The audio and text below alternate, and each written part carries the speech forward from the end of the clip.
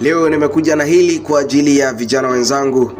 Leo nimekuja na hili kwa ajili ya wanaume wote. Yaani mimi kama nisingeachwa, sijui ningekuwa wapi. Ndio maana sometimes wanasemaga vitu jifunze kwa njia ngumu. Kwa mimi Mungu ambariki.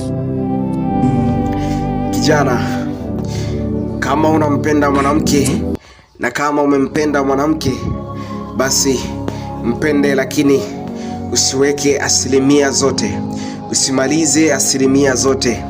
Tambua kuwa mwanamke anaweza kuliakti katika ile hali ulionayo wewe.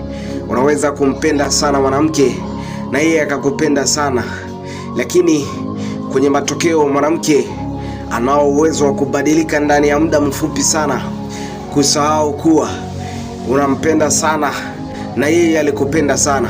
Mwanamke anaweza kubadilika ndani ya muda mfupi sana na kuacha kukupenda.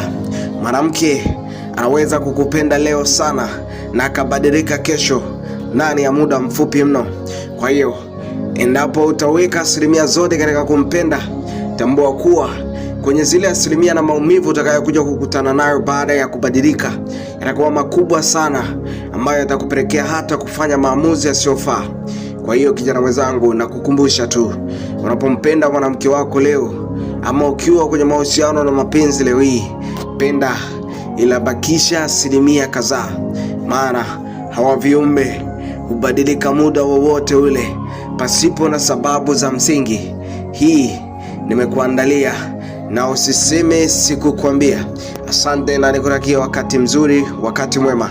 Nite MSDL the Gospel Sam Hen. Nikutakia siku njema.